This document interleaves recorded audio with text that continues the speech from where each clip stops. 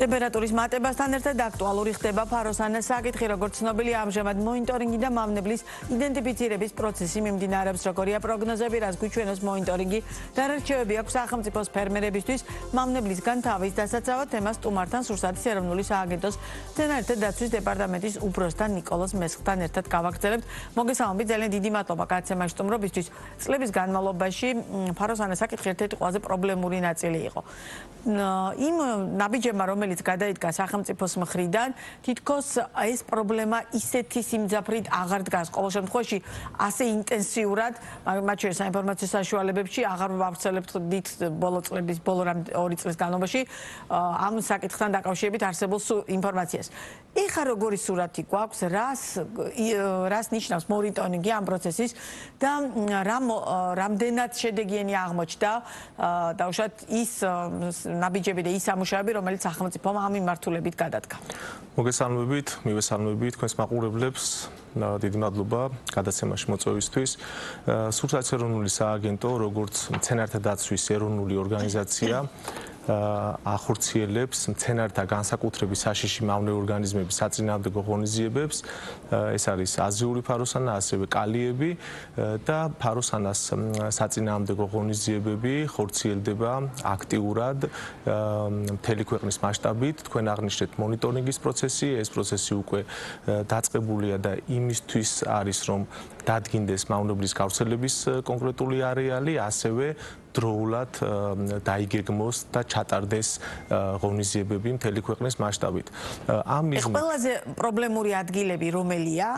განსაკუთრებით ეს შეიმჩნევოდა დავუშვათ გურიასა და სამეგრელოში წლების განმავლობაში, ყოველ შემთხვევაში, რასაც მე დავუშვათ საინფორმაციო ცნობიერება რის თქმის საფუძველსაც მაძლევს. თუმცა ახლა მეუბნებიან, რომ კახეთშიც საკმაოდ ისეთი საკმაოდ ბევრი იყო გავრცელებული. აი ამ მიმართულებით თუ რეალურად ფლობთ ამ ინფორმაციას და დავუშვათ რა ნაბიჯები იდგმება, რომ მთლიანად მთელი ქვეყნის მასშტაბით იყოს პრობლემა ამ მიმართულებით აღმოფხვრილი. მავნებელი გავრცელებულია დასავლეთ საქართველოში და ასევე ფიქსირდება მისი გავრცელება აღმოსავლეთ საქართველოში. უფრო მეტიც ეს არის ინვაზიური მავნებელი და ბევრ ქვეყანაში, ევროპის თითქმის ყველა ქვეყანაშია გავრცელებული, ჩვენს მეზობელ ყველა ქვეყანაში სწრაფად მიგრირებს და შეუძლია დიდ მანძილზე იფრინოს და შეღწევის გზები სხვადასხვა ტერიტორიებზე საკმაოდ მრავალია და ფართოდ შეიძლება შეხვდეს, მაგრამ თავარია იმ ღონისძიებებით, რასაც ატარებს სახელმწიფო ამ მავნებლის წინააღმდეგ, დაცული იყოს სასოფლო-სამეურნეო კულტურები, ისეთი მცენარეები, რომელიც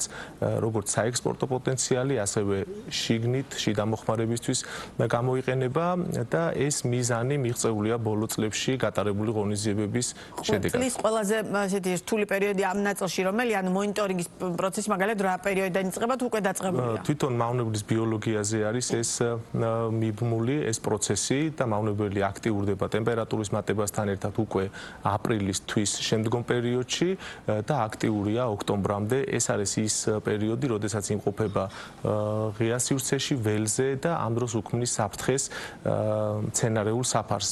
საკმაოდ ასე ვთქვათ ფართო არის სპექტრი მისი მასპინძელი მცენარეების, 300-ზე მეტი მცენარე შეუძლია აზიანოს, ამიტომ საფრთხის შემცველი არის როგორც ხეხილოვანი კულტურების წარმოებისთვის, ასევე მარცვლოვანი კულტურების, ბოსტნეულის და აქედან გამომდინარე, ანუ ეს მონიტორინგის პროცესი, რომელიც დაიწყო და აქტიურად ხორციელდება, 4000 ერთეულამდე ფერომონიანი სპეციალური დამჭერები განვათავსეთ და ჩვენი სპეციალისტები ყოველდღიურ რეჟიმში აკვირდებიან ამ მავნებლის გავრცელებას მთელი ქვეყნის მასშტაბით. კი ბატონო, მთელი ქვეყნის მასშტაბით, ანუ ერთნაირად მოიცავთ მთელ ქვეყანას, ამ შემთხვევაში აღმოსავლეთ საქართველოსაც, თუ პირობითად აქცენტი მაინც დასავლეთ საქართველოზე, რადგან იქ იყო საკმაოდ მნიშვნელოვანი რაოდენობა, ან ეს როგორ აქვს განაწილებული? აქცენტი კეთდება, რა თქმა უნდა, იმ ისტორიიდან გამომდინარე, სადაც ეს მავნებელი დიდი რაოდენობით გვხვდებოდა და იქ ჩატარდა შესაბამისი სალიკვიდაციო ღონისძიებები, თუმცა აღმოსავლეთ საქართველოშიც ეს პროცესი გრძელდება. ამისათვის არის შექმნილი სპეციალურად მართვის ცენტრი, მავნებელთა ბრძოლის ღონისძიებები, სადაც ყველა ინფორმაცია თავს იყრის ელექტრონული ფორმატით და მასზე ხდება რეაგირება შესაბამისი იმ თანამედროვე ტექნოლოგიების მეთოდების გამოყენებით, რაც ქვეყანაში გვაქვს. თუმცა აქ შემოდის თავარი კითხვა. რა პრინციპით იღებთ გადაწყვეტილებას? ანუ თქვენ ირჩევთ, რომელი არეალი უნდა შეამოწმოთ, ანუ ეს მონიტორინგის პროცესში, თუ დაუშვათ მოსახლეობა უნდა დაგიკავშიროთ, ანუ უკავშირი როგორია და მთლიანობაში შედეგიანობის თვალსაზრისით მაგალითად მართლა ძალიან დიდი სამუშაო გაწია ალბათ სახელმწიფომ, იმიტომ რომ ძალიან თვალშისაცემი იყო მათ შორის საინფორმაციო ველში ძალიან ბევრი ინფორმაცია, რომ რაღაც კონკრეტულ ნაბიჯებს გამდით. ეხლა ბოლო პერიოდში მაგალითად რა ტიპის ღონისძიებებს ახორციელებთ ამ ნაწილში? ღონისძიებები ხორციელდება გეგმის შესაბამისად და 4 ძირითადი მიმართულება ეს არის მონიტორინგი, ცნობიერების ამაღლება მოსახლეობის, ფერმერების და ძალიან დიდი როლი როგორც პირისპირ, ასევე სოციალური ქსელის მეშვეობით, ასევე მუშაობს სამინისტროს ერთიანი ცხელი ხაზი და უამრავი ზარი შემოდის და ესეც ზარზე სოციალური ქსელები რამდენად გამოგადგებათ ამ საქმეში არ ვიცი, იმიტომ რომ რამდენად აქტიურები ხართ დაუშვათ ფერმერებთან შეხვედრის კუთხით, მათთან საინფორმაციო კამპანიების გამართვის კუთხით, რომ მათ მეტი ინფორმაცია ქონდეთ. რა თქმა უნდა, არის პირისპირ შეხვედრები, გვაქვს გეგმავთ და ჩვენ ხვდებით ფერმერებს და მათ ვაზრდით მათთვის საჭირო ინფორმაციას, რადგან მნიშვნელოვანია მათი ჩართულობა ასევე ამ ღონისძიებებში. ხშირ შემთხვევაში ეს მართავთ ამ წუთას პირისპირ შეხვედრები სოფლების დონეზე.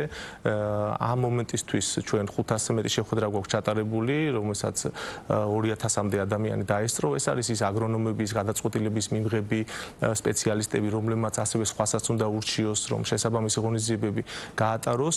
მცენარეთა დაცვითი ღონისძიებები მნიშვნელოვანია და აქ ჩვენ არ უნდა ვისაუბროთ მხოლოდ ერთ მავნე ორგანიზმზე, ასევე სხვა მავნე ორგანიზმზე, როგორც სოკოვან, ასევე ბაქტერიულ დაავადებებზე, სარეველებზე, რომელიც საფრთხეს უქმნის ჩვენი სასოფლო-სამეურნეო კულტურების წარმოებას და მნიშვნელოვანია თითოეულმა ფერმერმა მიზანმიმართულად ჩაატაროს ეს ღონისძიება, რადგან როგორც ვიცით, გაეროს სოფლის მეურნეობის ორგანიზაციის მონაცემებით ყოველწლიურად მავნე ორგანიზმებისაგან გამოწვეული დანაკარგები 30-დან 40%-მდეა.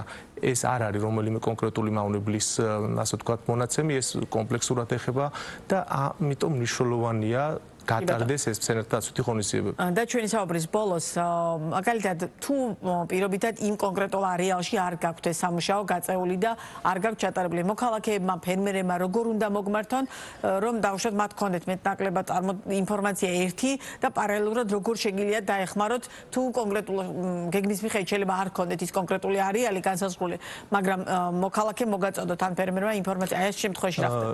ისტორიულად სადაც ეს მავნებელი გავრცელებულია, თითოეული სოფლის დონეზე ამ მონიტორინგის სისტემის განვითარება ჩვენ ვთხოვთ თითოეულ რეგიონში მუნიციპალიტეტის სოფლის დონეზე მავნებლის გავრცელების შესახებ ინფორმაციას და სადაც საჭიროა იქ ღონისძიებები ტარდება, ასევე დამატებით მოქალაქეების მომართვის შემთხვევაში ხდება რეაგირება და უშუალოდ ადგილზე გასვლა შეფასება სიტუაციის და იქ საჭიროების შემთხვევაში ღონისძიებების მყისიერი გატარება.